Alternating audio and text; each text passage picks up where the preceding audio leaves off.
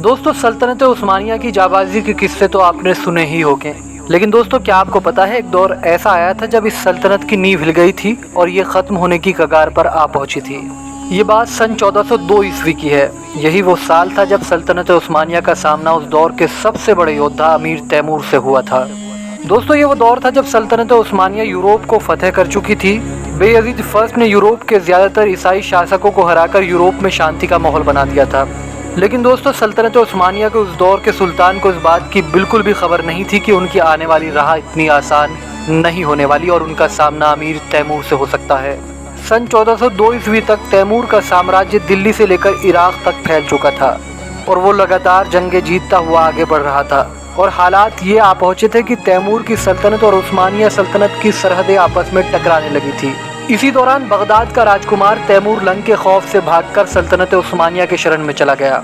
कहा जाता है उस दौर में सल्तनत उस्मानिया ही वो सल्तनत थी जो अमीर तैमूर के दुश्मन को पनाह देने की कुव्वत रखती थी, और उसने किया भी कुछ ऐसा ही। सल्तनत उस्मानिया की ये बात तैमूर लंग को बिल्कुल भी पसंद नहीं आई और उसने बेयजीद फर्स्ट को खत लिखा, जो कि उस वक्त सल्तनत उस्मानिया के सुल्तान हुआ करता था। लेकिन बेयजीद ने न सिर्फ तैमूर के खत को फाड़ डाला, बल्कि जो दूत खत को लेकर गए थे उन्हें कत्ल भी करवा दिया। दोस्तों, अब उस जंग का आगाज लगभग तय हो चुका था, जो न सिर्फ सल्तनत उस्मानिया की जड़ों को हिलाने वाली थी, बल्कि इस जंग ने सल्तनत उस्मानिया को कई साल पीछे भी धकेल दिया। इतिहासकारों की माने तो ऐसा बिल्कुल भी नहीं था कि सल्तनत उस्मानिया तैमूर के सामने कोई कमजोर हुकूमत थी। उस वक्त तुर्क लड़ाकों की बहादुरी पूरी दुनिया में मशहूर थी, लेकिन दूसरी तरफ तैमूर की बेहतरीन रणनीति के आगे ओटोमन्स नहीं टिक सके और इस जंग में आखिरकार तैमूर की जीत हुई। इतिहास में इस जंग को अंकारा की जंग के नाम से जाना जाता है। आपकी जानकारी के लिए बता दें, एक तरफ जहां ओटोमन्स के पास 70,000 की सेना थी, वहीं दूसरी तरफ तैमूर लंग के पास 1.5 लाख सैनिक थे।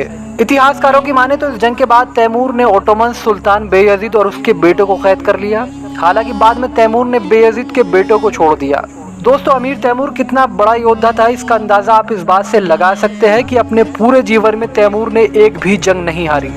आपको जानकर शायद हैरानी होगी, मुगल सल्तनत के संस्थापक ज़हीरुद्दीन बाबर भी तैमूर के ही वंशज थे। कहा जाता है तैमूर और सुल्तान बेयजीद फर्स्ट के बीच की ये दुश्मनी मुगलों के दौर तक बाकी रही और इसी वजह से ओटोमन्स और मुगल्स में हमेशा अनबन ही रही।